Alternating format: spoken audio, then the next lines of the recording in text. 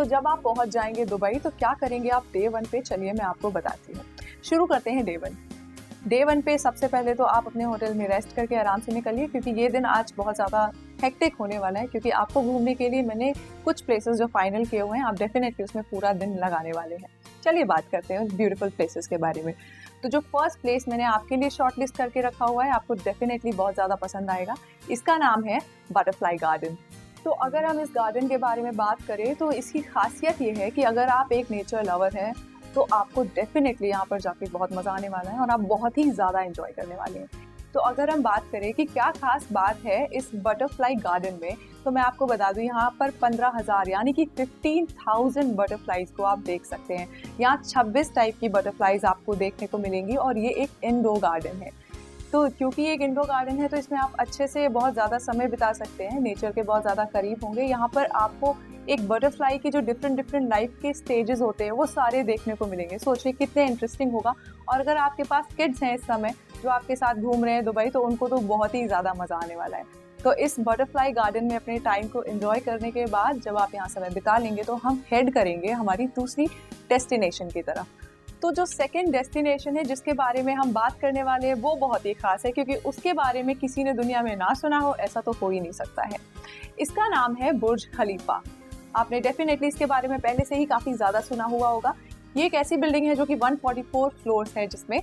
तो बुर्ज खलीफा एक ऐसी जगह है जिसके टॉप फ्लोर पर जब आप जाएंगे और वहाँ से जब आप दुनिया को देखेंगे तो आप इसको definitely in a different way देख पाएंगे, यानी कि आपका नज़रिया काफ़ी बदल जाएगा। इतनी ऊंचाई से आप दुनिया का एक बोल सकते हैं कि बर्ड आई व्यू आपको देखने को मिलेगा। तो इसके अलावा क्योंकि आप टॉप फ्लोर पर जाकर देख सकते हैं, वर्ल्ड को एक डिफरेंट नज़रिए से देखेंगे, एक नए तरीके से आपको दुनिया देखने को मिलेगी। इसके साथ ही आप और क्या कर सकते हैं बुर्ज खलीफा में जाने के बाद, चलिए वो डिस्कस करते हैं। जब आप इस बिल्डिंग में जाएंगे तो आप जब एक बार फिनिश कर लेंगे अपनी इस ट्रिप को, यानी कि ऊपर टॉप फ्लोर को जब आप देखकर आ चुके होंगे तो आप नीचे आके बोट राइड कर सकते हैं। शाम को यकीन मानिए बहुत ही ज़्यादा खूबसूरत नज़ारा होता है बाहर का, तो आप चाहें तो बोट राइड ले सकते हैं। इसके अलावा इसी बिल्डिंग में एक बहुत बड़ा एक्वेरियम है। अगेन अगर आप फैमिली के साथ जा रहे हैं या फिर अगर आप अपने फ्रेंड्स के साथ भी जा रहे हैं तो बहुत ही ज़्यादा अच्छा समय बिताने वाले हैं आप, क्योंकि वो बहुत ही जाइंट एक्वेरियम है। कह सकते हैं कि आपको उस एक्वेरियम के सामने खुद को बहुत छोटा सा फील करेंगे, क्योंकि वहाँ बहुत बड़े बड़े वॉल्स हैं एक्वेरियम के। तो जस्ट एक बार आप इमेजिन करिए कि अगर आप वहाँ पर होंगे तो आपको कैसा लगेगा। इसके अलावा बहुत सारे रेस्टोरेंट्स हैं अंदर। आप चाहें तो किसी भी रेस्टोरेंट में बैठकर वहाँ के लोकल फूड का मज़ा उठा सकते हैं, और चाहे तो आप एक्चुअली वहाँ पर इतना सब कुछ है करने के लिए कि आप पूरा दिन बिता सकते हैं। लेकिन अगर आप चाहें तो कुछ मेन स्पॉट्स को कवर करने के बाद दूसरी डेस्टिनेशंस की तरफ भी रुक कर सकते हैं। तो ये था बुर्ज खलीफा में देखने के लिए चीज़ें। चलिए बात करते हैं कि अब हम आगे क्या करने वाले हैं।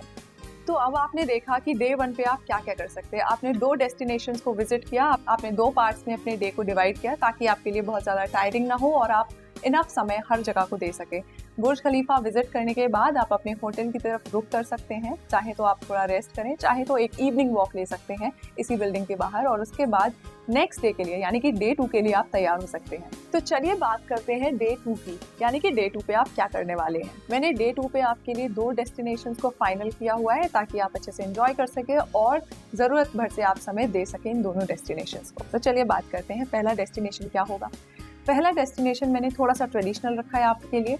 एक ऐसा डेस्टिनेशन है जहाँ पर आप जाएंगे तो आप वहाँ के आर्किटेक्चर को देखकर ज़रूर इम्प्रेस हो जाएंगे। वहाँ की खूबसूरती और आर्किटेक्चर आप डेफिनेटली बहुत ज़्यादा याद करने वाले हैं एक बार जब आप वापस आते हैं अपने देश। याद रखिएगा कि बहुत सारे पिक्चर्स ज़रूर क्लिक करें। नाम है पहली डेस्टिनेशन का the grand mask. The grand mask जैसा नाम से ही सुनाई देता है ग्रैंड, यानी कि ये मस्जिद सच में इतनी ज़्यादा बड़ी है कि एक साथ में 1200 वर्शिपर्स को रख सकते हैं अपने अंदर, यानी कि 1200 लोग एक साथ इस मस्जिद में प्रे कर सकते हैं। ज़रा इमेजिन करिए कि कितना खूबसूरत नज़ारा होगा जब 1200 लोग एक साथ प्रे करेंगे और आपको वो नज़ारा देखने को मिलेगा। आप चाहें तो यहाँ पर बहुत सारा समय बिता सकते हैं, अंदर जा सकते हैं, विजिट कर सकते हैं, बहुत सारे पिक्चर्स क्लिक कर सकते हैं। आपका समय ज़रूर कम पड़ जाएगा, इस बात की गारंटी है, क्योंकि यहाँ का आर्किटेक्चर देखते ही बनता है। बहुत ही ज़्यादा खूबसूरत बिल्डिंग और उससे भी ज़्यादा खूबसूरत ये जगह। तो आप इसको ज़रूर विजिट करें, यहाँ पर अच्छे से अपना समय बिताएं और एंजॉय करने के बाद थोड़ा सा रेस्ट लीजिए, थोड़ी देर बैठिए, लंच कीजिए। अगर आप चाहें तो आसपास लंच कर सकते हैं, लोकल फूड को ट्राई कर सकते हैं और सेकेंड डे पर हेड कर सकते हैं शाम की ओर। कहाँ? आपकी सेकेंड डेस्टिनेशन पर। तो चलिए बात करते हैं आपकी सेकेंड डेस्टिनेशन की। सेकंड डे की सेकंड डेस्टिनेशन कैसी होनी चाहिए, तो मैंने सोचा क्यों ना ऐसा किया जाए कि जब आप दुबई जा ही रहे हैं, एक नई जगह जा रहे हैं, तो क्यों ना वहाँ की परंपरा को, वहाँ के ट्रेडिशन को थोड़ा सा और एक्सप्लोर किया जाए, थोड़ा और जाना जाए। और क्या एक बेहतर तरीका हो सकता है किसी नई जगह के ट्रेडिशन को जानने का, वहाँ के मार्केट को अगर विजिट नहीं करेंगे तो। जी हाँ, मैं बात कर रही हूँ दुबई के ट्रेडिशनल मार्केट्स की। ऐसे मार्केट्स जहाँ पर आपको हर चीज़ मिलेगी। आप चाहे स्पाइसेस की बात करें, आप गोल्ड ज्वेलरी की बात करें। खासियत ये है कि गोल्ड भी अलग अलग कलर्स में आपको मिलेगा। कहा ऐसा भी जाता है कि दुनिया में दुबई एक ऐसी जगह है जहाँ पर गोल्ड आपको सबसे ज़्यादा प्योर मिलता है। तो आप चाहें तो बहुत सारी सेविंग करके जाइए और बहुत सारा गोल्ड खरीद कर लाइए वहाँ से, क्योंकि इस बात की तो गारंटी है कि जो आप गोल्ड लाएंगे वो बहुत ही अच्छी क्वालिटी का होने वाला है। तो जब हम बात कर रहे हैं दुबई के मार्केट्स के बारे में, ट्रेडिशनल मार्केट टूर की बात कर रहे हैं, तो हम कौन से मार्केट्स ऐसे हैं जो मैंने आपके लिए निकाल के रखे, चलिए उसके बारे में बात करते हैं। पहला मैंने निकाला है दुबई फ्ली मार्केट। तो जब हम बात करें दुबई फ्ली मार्केट की, तो मैं आपको बता दूं यहाँ पर खास क्या है और क्या है जो आप यहाँ परचेस कर सकते हैं। आप यहाँ पर इलेक्ट्रॉनिक्स को परचेस कर सकते हैं, आपको बहुत ही अच्छे रेट्स में अवेलेबल होते हैं और सारे ऑथेंटिक गैजेट्स आपको यहाँ मिलेंगे। आप ड्राई फ्रूट्स को बाय कर सकते हैं यहाँ पर, और लोकल फूड तो हमेशा ही जैसे अवेलेबल रहता है, मोस्टली मार्केट्स में अवेलेबल रहता है, वैसे यहाँ पर आपको बहुत सारे ऑप्शंस मिलेंगे लोकल फूड को ट्राई करने के लिए। तो ये था पहला ट्रेडिशनल मार्केट। इसके अलावा दूसरा ट्रेडिशनल मार्केट अगर आप विजिट करना चाहते हैं और अगर आप गोल्ड के शौकीन हैं, तो उसका नाम है गोल्ड सूक। यहाँ पर जाकर आप डिफरेंट काइंड ऑफ गोल्ड्स को बाय कर सकते हैं, बहुत सारी ज्वेलरी खरीद सकते हैं। तो जब आप इन मार्केट्स में जाएंगे तो इस बात की तो गारंटी है कि आप बहुत सारी शॉपिंग करने वाले हैं और बड़े बड़े शॉपिंग बैग्स वापस अपने घर लेकर आने वाले हैं। तो कुछ इस तरह का रहेगा आपका डे 2। आपने आई होप बहुत एंजॉय करेंगे जब आप विजिट करेंगे, इन प्लेसेस को जाएंगे, विजिट करेंगे, बहुत सारे पिक्चर्स क्लिक करेंगे, तो आप बहुत ज़्यादा एंजॉय करने वाले हैं। तो इस डे 2 को इस तरह से कंक्लूड करने के बाद चलिए अब हम बात करेंगे कि कैसा प्लान किया है मैंने आपके लिए आपका डे 3। डे 3 पर आई होप आप वेल रेस्टेड होंगे और अपना ब्रेकफास्ट करके निकलेंगे, क्योंकि आज का डे बहुत ही ज़्यादा एक्साइटिंग होने वाला है। अगर आप एक आर्ट लवर हैं और आपको आर्ट गैलरीज और म्यूजियम्स में विजिट करना बहुत पसंद है, तो आपके लिए मैंने एक बहुत ही अच्छा ऑप्शन शॉर्टलिस्ट किया है, जिसका नाम है दुबई म्यूजियम। तो दुबई म्यूजियम की अगर हम बात करें तो ये दुबई में सबसे ज़्यादा विजिट किए जाने वाले प्लेसेस में से एक है। अगर आप आर्ट लवर हैं तो फिर तो आप डेफिनेटली इस जगह को बहुत ज़्यादा पसंद करने वाले हैं। बस इस बात का ध्यान रखिए कि आपके कैमरा और आपके फ़ोन की बैटरी हमेशा चार्ज होनी चाहिए, क्योंकि हो सकता है आपको वहाँ पर बहुत सारी चीज़ें मिले पिक्चर्स क्लिक करने के लिए। तो ऐसा रहेगा आपका फर्स्ट हाफ डे 3 का। आपने जो विजिट किया है वो है दुबई म्यूजियम। तो चलिए अब बात करते हैं कि आगे डे 3 की नेक्स्ट डेस्टिनेशन कौन सी है जहाँ पर आप जाने वाले हैं। क्योंकि आप एक म्यूजियम विजिट करके आए हैं आज और आपने बहुत ज़्यादा एंजॉय किया है इसको, तो मैंने सोचा क्यों ना ऐसा किया जाए कि शाम का समय कुछ ऐसा रखा जाए जिसमें थोड़ा फन हो, मस्ती हो, शॉपिंग हो, थोड़ी चिट चैट हो। करेक्ट और नॉट? इसको ध्यान में रखते हुए मैंने आपके लिए शॉर्टलिस्ट किया है मॉल ऑफ एमिरेट्स। जब आप यहाँ पर जाएंगे तो आप देख पाएंगे एक से एक बड़ा ब्रांड और हर एक चीज़ अवेलेबल होगी इस शॉपिंग मॉल के अंदर। आपको इस शॉपिंग मॉल में घूमने के लिए काफ़ी ज़्यादा समय देना पड़ेगा, क्योंकि ये बहुत बड़े एरिया में बना हुआ है। आप चाहें तो बहुत सारी ट्रेडिशनल चीज़ों को परचेस करके आ सकते हैं, बहुत सारी छोटी छोटी यादगारें जो लोकल लोगों के द्वारा मैन्युफैक्चर की जाती है उनको लेकर आ सकते हैं, और इस शॉपिंग मॉल में बहुत सारी शॉपिंग कर सकते हैं, अपनी इवनिंग को बिता सकते हैं। यहाँ पर अवेलेबल रेस्टोरेंट्स में जाकर डिनर करिए और इस तरह से कंक्लूड करिए अपने डे 3 को, ताकि आप डे 4 के लिए एकदम तैयार हो सकें। तो चलिए बात करते हैं कैसा रहेगा आपका डे 4 इस दुबई की ट्रिप में। डे 4 पे मैंने आपके लिए शॉर्टलिस्ट किए हैं 3 प्लेसेस को, जिनमें आप विजिट करने के बाद बहुत सी चीज़ों को एक्सपीरियंस करने वाले हैं, बहुत सारी मेमोरीज को साथ में लाने वाले हैं। तो चलिए क्यों ना डिस्कस करें कि क्या आप करने वाले हैं इस डे 4 पर। डे 4 पर मैंने आपके लिए 3 जगहों को शॉर्टलिस्ट किया है। चलिए डिस्कस करते हैं वो कौन सी जगह हैं। सबसे पहले आप वेल रेस्टेड और ब्रेकफास्ट करके निकलेंगे अपने होटल के रूम से। आप चाहें तो बाहर आके भी फूड को एंजॉय कर सकते हैं, और उसके बाद आप जा सकते हैं दुबई फ्रेम की तरफ। अब नाम से तो समझ में नहीं आता है कि ये कौन सी जगह है, तो मैं आपको थोड़ा सा एक्सप्लेन करके बताती हूँ कि ये क्या है। दुबई फ्रेम को गेटवे ऑफ दुबई भी बोलते हैं। गेटवे ऑफ दुबई किस लिए बोलते हैं, चलिए मैं आपको बताती हूँ।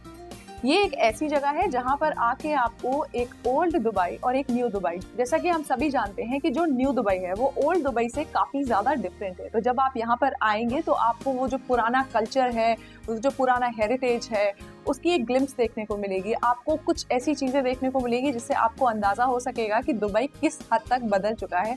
तो एक तरीके से बोल सकते हैं कि आपको एक छोटा सा टाइम ट्रैवल देखने को मिलेगा इस जगह पे आने के बाद। यहाँ पे जो लोकल वेंडर्स हैं वो बहुत सारी अच्छी अच्छी चीज़ें आपको प्रोवाइड करा सकते हैं, जिनको आप बाय करके अपने घर पे वापस लेकर आ सकते हैं। इस जगह पर टाइम स्पेंड करने के बाद जो सेकंड डेस्टिनेशन है वहाँ के लिए आप रुक करेंगे। तो चलिए बात करते हैं कि डे 4 की सेकंड डेस्टिनेशन कौन सी होगी। तो डे 4 की जो सेकंड डेस्टिनेशन है और जो थर्ड डेस्टिनेशन है, ये दो ऐसी डेस्टिनेशंस हैं जो कि आपको इवनिंग के लिए बहुत ही ज़्यादा सूटेबल रहने वाली है। ये चंद मिनटों का एक शो हो सकता है जिसको हम बोलते हैं दुबई फाउंटेन शो, जिसके बारे में आपने डेफिनेटली सुना होगा, या अगर आपने इसके बारे में सुना नहीं है तो आपने इसके पिक्चर्स तो सोशल मीडिया पे ज़रूर देखे होंगे। अक्सर ऐसा होता है कि न्यू ईयर आते हुए या कोई भी फेस्टिवल जैसे ही आता है, इस फाउंटेन शो के पिक्चर्स और वीडियोस वायरल होने लगते हैं इंटरनेट पे, क्योंकि जगह ही इतनी ज़्यादा खूबसूरत है। तो अगर आपके पास थोड़ा सा समय है तो आप इस फाउंटेन शो को तो डेफिनेटली नहीं मिस कर सकते हैं, क्योंकि जब आप इस फाउंटेन शो को एंजॉय करने आएंगे तो आपको यहाँ पर मिलेगा लाइट और वाटर का एक यूनिक प्रेजेंटेशन, जिसको आप कभी भूल नहीं पाएंगे। तो ये थी आपकी सेकंड डेस्टिनेशन आज के लिए। चलिए बात करते हैं डे 4 की थर्ड डेस्टिनेशन के लिए, जो कि आज यानी डे 4 की लास्ट डेस्टिनेशन मैंने आपके लिए निकाल के रखी है। अब आपने एंजॉय कर लिया है दुबई फ्रेम को, आपने एंजॉय कर लिया है वाटर फाउंटेन को, तो क्यों ना ऐसा किया जाए कि शाम को थोड़ा सा पीसफुल रखा जाए, जिसमें आप थोड़ा वॉक कर सकते हैं, थोड़ा चिट चैट कर सकते हैं लोकल लोगों के साथ। चाहे तो आप टूरिस्ट के साथ चिट चैट करिए, बातें करिए, अपने फैमिली मेम्बर्स के साथ बातें करिए, और एक छोटी सी इवनिंग वॉक लीजिए, जो कि छोटी तो होगी लेकिन उसके साथ ही साथ इतनी ज़्यादा खूबसूरत होगी कि आपको हमेशा के लिए याद रहेगी। तो इसका नाम है Dubai Marina for evening walk. जैसा कि नाम से ही आपको समझ में आता है, आप डिनर करिए और फ्री हो जाइए एक बार, और अपनी फैमिली, अपने फ्रेंड्स के साथ या अगर आप कलीग्स के साथ जा रहे हैं तो यहाँ पर एक इवनिंग वॉक ज़रूर लें, क्योंकि यहाँ के नज़ारे देखते ही बनते हैं, और इतने पिक्चर्स जो आप क्लिक करने वाले हैं वो डेफिनेटली आपको इस जगह की बार बार याद दिलाने वाले हैं।